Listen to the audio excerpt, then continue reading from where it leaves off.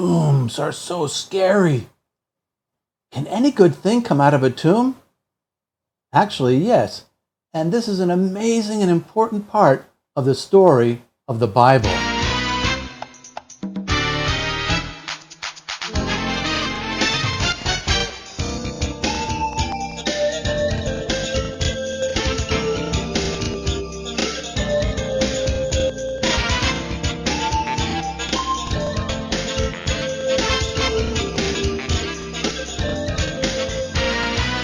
In Israel in Bible days, it was quite common to bury people in man-made rock-cut tombs. Why did they go to so much trouble?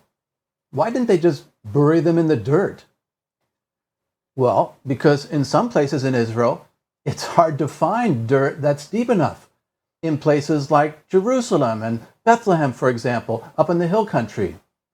In the few places where there is enough dirt, it's needed for agriculture, for the farmers' fields. So tombs in Israel were quite commonly carved like caves out of the rock. But these were not individual burials. They were family tombs. Everyone in the family would be buried in the same tomb, and it would be used over and over again for centuries. Now, these tombs were always located outside of town. Why? Because they were considered unclean. As it says in Numbers 19, verse 16, "And anyone who touches in an open field one slain by a sword, or one who has died, or a human bone, or a tomb, will be unclean for 7 days." So, for example, if you stepped on or you touched a tomb in the week before Passover, you couldn't eat the Passover meal. Why not? Because you were unclean. You had to wait. There's even a special make-up Passover a month later for just this situation. As it says in Numbers chapter 9, verse 10 and 11, "Speak to the sons of Israel, saying, if any one of you becomes unclean because of a dead person or is on a distant journey, you or in coming generations, he will observe the Passover for the Lord. In the 2nd month, on the 14th day at twilight, they will observe it. They will eat it with unleavened bread and bitter herbs." Now, the regular Passover was in the 1st month, but this second one was in the 2nd month. And so it's known as Second Passover, Pesach Sheni. Now, because of this problem, tombs were whitewashed at Passover time. They were painted with a kind of white paint made from lime so that no one would accidentally touch a tomb and miss Passover. Some Muslims continue this practice today, as you see here. Jesus mentioned this, maybe you remember, in Matthew 23, verse 27, "Woe to you, scribes and Pharisees, hypocrites! For you are like whitewashed tombs, which on the outside appear beautiful, but inside they are full of dead men's bones and all uncleanness." Whitewashed tombs look nice and clean, but they're still tombs. It was common in Jesus' day to carve tombs in old abandoned rock quarries that weren't being used anymore. So, for example, the tomb of Jesus, where Jesus' body was laid, which is now in the Holy Sepulchre Church in Jerusalem, was originally cut out of the side of an old quarry. You can still see the marks left where they took out the stones in some places from the quarry. Now, many Christians are familiar with the Garden Tomb in Jerusalem. This is the image that you see in so much Christian art about Jesus' resurrection. And that's because the Garden Tomb is what most Protestant Christians are shown when they go to Jerusalem. But although this is a lovely spot and a nice place for worship services, I'm sorry to say this is not a tomb from the time of Jesus. Now, they didn't know that when the Garden Tomb Association was first set up more than 100 years ago. At that time, there was some reason to think that it might really be the place. But today we know a lot more about ancient tombs. And it turns out that the tombs in this area date back to a much earlier period, the time of the kings of Israel. Now, here's another example from this same cemetery just a few meters away. At that time, in the time of the Old Testament, the tombs were quite large. The ceiling in here is 10 feet high, and you can see how tall the doors were. Now, obviously, not everyone had such a fancy tomb as this. This must have been the tomb of a very important family. Here you can see the inside of one of the inner rooms, the actual burial chambers. There's a bench on one side and a bench on the other. One body would be laid on each bench. You can even see the place where the little stone headrest was located for each body. Now here's a bigger tomb from the same time period, the time of the kings. You see, that's me standing there between the two benches. And then on the benches, the bodies would be laid out, like the lady you see there. But here in this tomb, there was room for many more people. Do you see the special places for their heads? I think there was originally room for 7 bodies to be laid out in this one tomb. So this must have been a large family. In those days, they made the tombs look like a person's home, with the same kind of doorways and decorations, although from stone, of course. The benches where the bodies were laid were made to look like beds.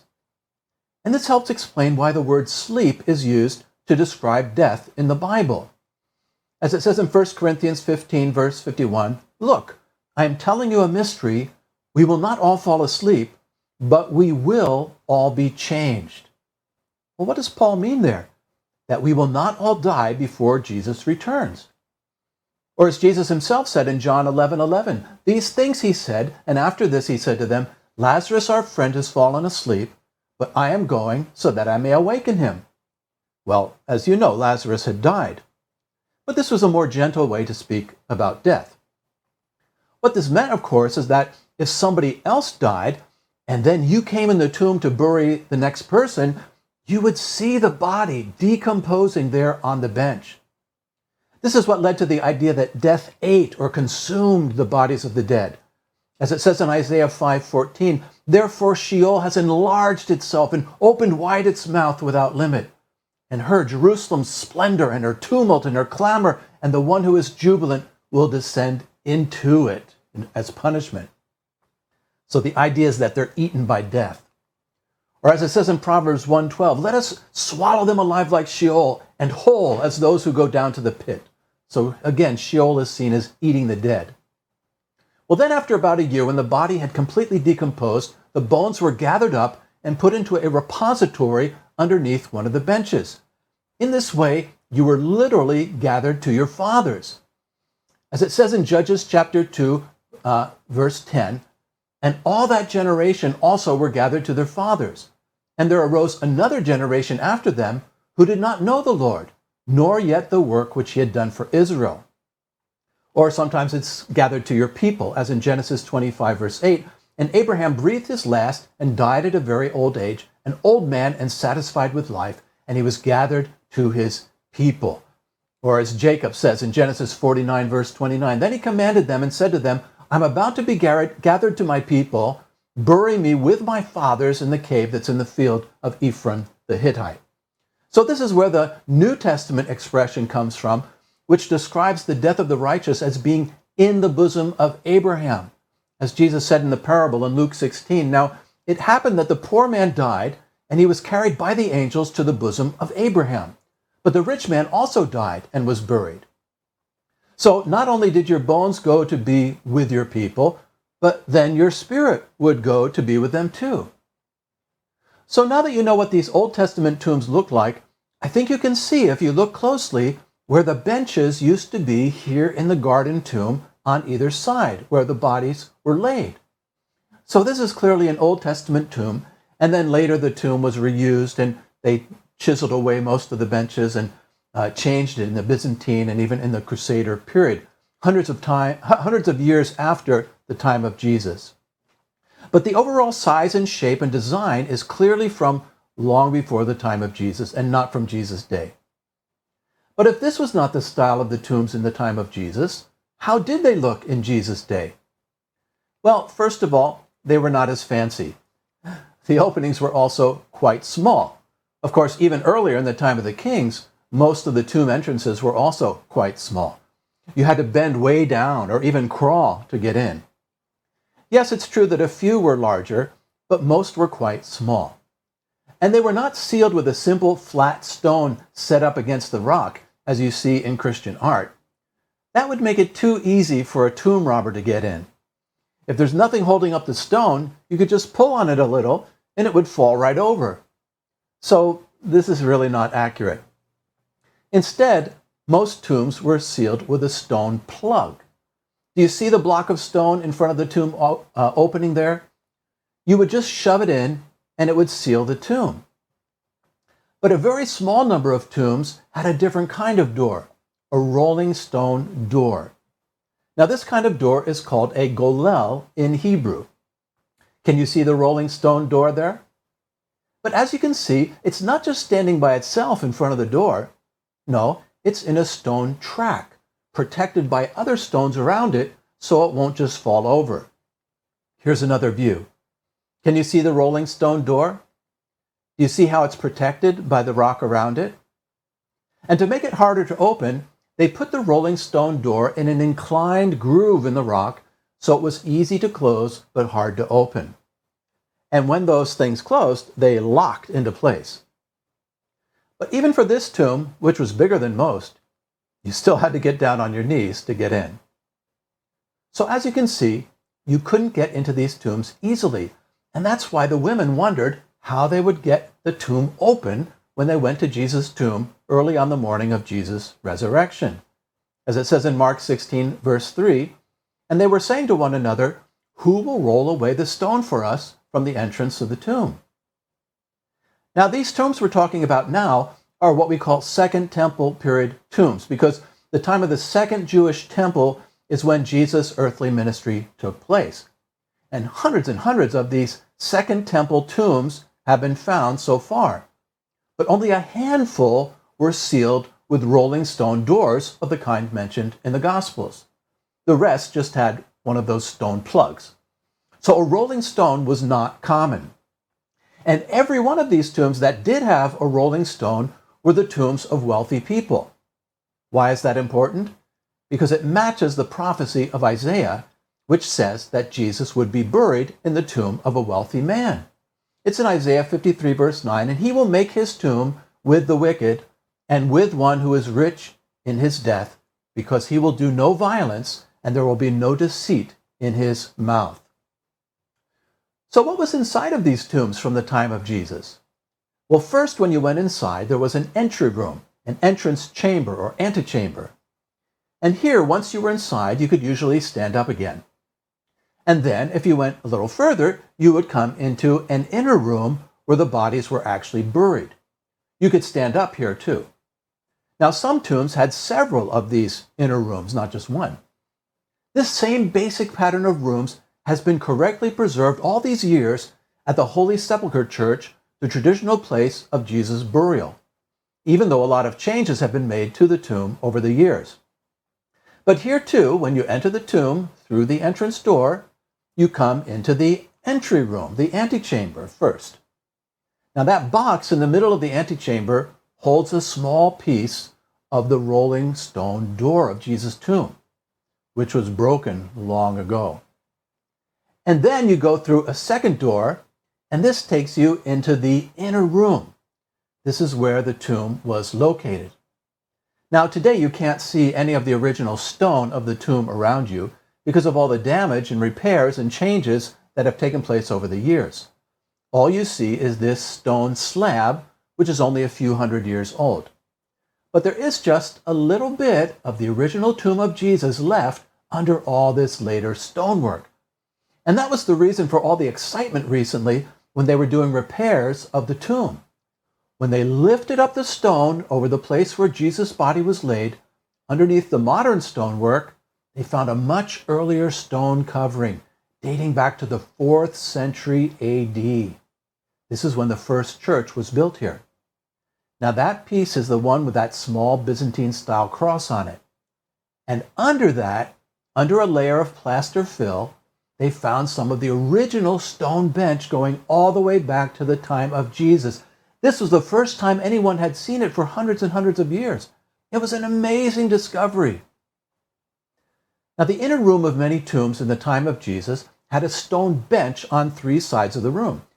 This bench is where the body was wrapped with cloth and spices to prepare for burial. And they used a lot of spices for this. John tells us that they used 100 Roman pounds of myrrh and aloes for Jesus. In John 19, but Nicodemus also came, the one who had first come to him at night, bringing a mixture of myrrh and aloes, about 100 pounds. Now that's about 75 pounds US, or about 34 kilograms, which is a lot of spices. Well, what exactly is this myrrh that they used? It's a Middle Eastern tree sap. It was also used by the ancient Egyptians for preparing the bodies of the dead. You can buy myrrh in the market in Jerusalem today, but it's expensive, especially if you get the high-quality liquid myrrh. And what about aloes? Well, aloes is a resin that comes from the wood of the Acularia tree when it's been infected with a kind of mold. This resin, which is also known as agar, has long been used for incense and perfumes. Today, first-grade agar wood is one of the most expensive materials in the world, costing as much as 100,000 US dollars per kilogram. And because of this, the tree is today an endangered species, as you could imagine. Well, then what they did was to mix the myrrh and aloes together, and they sprinkled them in the cloth as the body was wrapped. This was to stop there being a horrible smell in the hot climate. And it was common for people to come and visit the body for the first 3 days as they finished all the preparations. Why for 3 days? Because they believed that the corruption of the body began after 3 days. And that's why it's very important that Jesus rose on the third day, before the corruption of his body began. This fulfilled a prophecy about the Messiah from Psalm 16 that Peter mentioned on the day of Pentecost. In Acts chapter 2, he, that is David, looked ahead and spoke of the resurrection of the Messiah, that he was neither abandoned to Hades, nor did his flesh suffer decay. Well, after the body was wrapped and prepared, it was pushed into one of these long, narrow openings, or cokes, as they're called in Hebrew, which are just big enough for a human body. These cokes were just above the bench, so usually about waist high, although in different tombs they could be in different places. And then the entrance to the coke was sealed with a rock or with bricks. You remember when Jesus came to raise Lazarus from the dead? Jesus came to Bethany on the 4th day. As it says in John 11, verse 17, Jesus then, having come, found him already having been 4 days in the tomb. Now, this is usually the day when they would push that body inside the coke. So probably Lazarus' body was still laying there on the bench, all wrapped up and ready to be pushed in that day. That is, until Jesus called him back to life and he came out of the tomb. But of course, he couldn't just walk out like you see it so often in Christian art. He would have had to crawl out. When he came out, John tells us, the dead man came out, his feet and hands bound with wrappings, and his face wrapped about with a face cloth, in Greek a sudarion. Jesus said to them, untie him and let him go. Well, what is this sudarion? It was used to tie the jaw shut. Otherwise, if you've ever seen any mummies with their jaws wide open, it's not because they were screaming when they died or anything spooky like that. It's just because if you don't tie the jaw shut, it will just naturally fall open like that. And it doesn't look very nice, so they would tie the jaws shut. The same thing was done for Jesus when he was buried.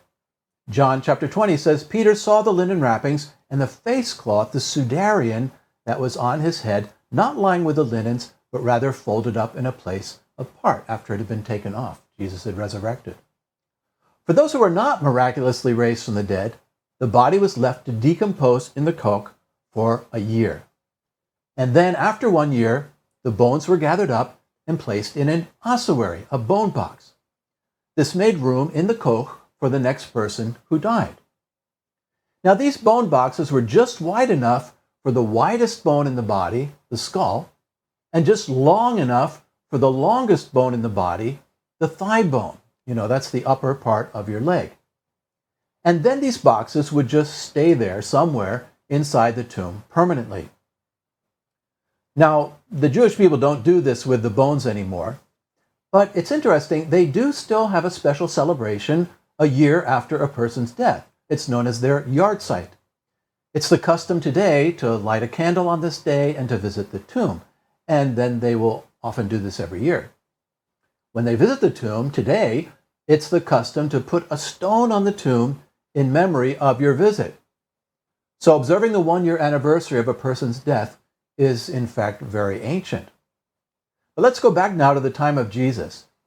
You know who was put in one of these ossuaries that we've been looking at.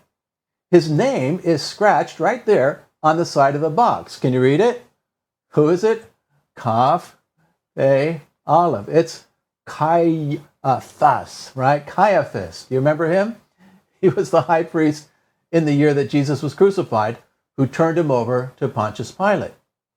How do we know that this is the same Caiaphas?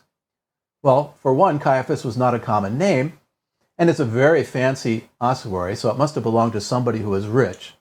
Plus, it has his name on it twice. So putting this together with other information, we're quite sure this was, in fact, Caiaphas' bone box. But here's another famous bone box with a name on it. Do you know who this one belonged to? James, son of Joseph, brother of Jesus. Who does that sound like? Well, James, the brother of Jesus, who wrote the book of James and was a leader in the earliest church in Jerusalem. How do we know it's his? Well, because the combination of names is so unusual. Usually you only put your father's name, not your brother's. And you would only put a brother or sister if they were very well known, very famous. So as a result, it's been estimated that the probability is that there could be no more than one person in Jerusalem at the time with this name. That means it's very, very likely the same James that we know from the Bible. The Israeli government spent years trying to prove that this was a fake, but they couldn't do it, not even with the top scholars in Israel and from around the world. So in other words, this is direct historical proof of Jesus and the truth of the Bible. While we're at it, there's just one more I want to show you. This is not an ossuary. It's much bigger. The whole body could be laid out in this one. So it's what we call a sarcophagus. And who did it belong to? Herod the Great, the king of the Jews at the time Jesus was born. Evidence for the truth of the Bible is being revealed day after day in Israel. Now, since they left the bone boxes in the tombs, what this means is that many tombs were absolutely crowded with these bone boxes. And that's the way the archaeologists found them. Another kind of tomb that was becoming popular in Jesus' day was the arcosolium type of burial. This was more like a sarcophagus in that you just left the body here permanently. Now, this seems to be the kind that's shown in the Church of the Holy Sepulchre.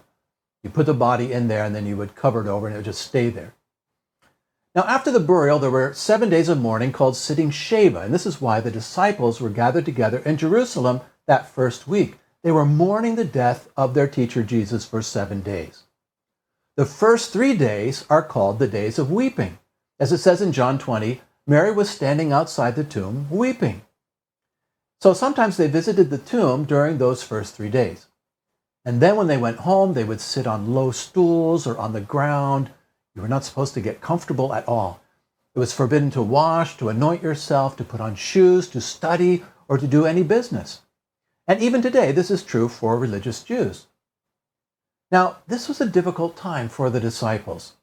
All their hopes and dreams were dashed. They didn't know the end of the story like we do. But of course, they never did finish their mourning that week because Jesus rose from the dead and left that tomb. And the tomb is still empty today. Amen? Amen. Thanks for joining us today. I hope you will never look at tombs the same way again. And I hope that you will never forget that amazing and wonderful things can come out of tombs, just as Jesus himself did, and as he told us, we will all do one day. Hope we'll see you next time with some interesting information from the Bible.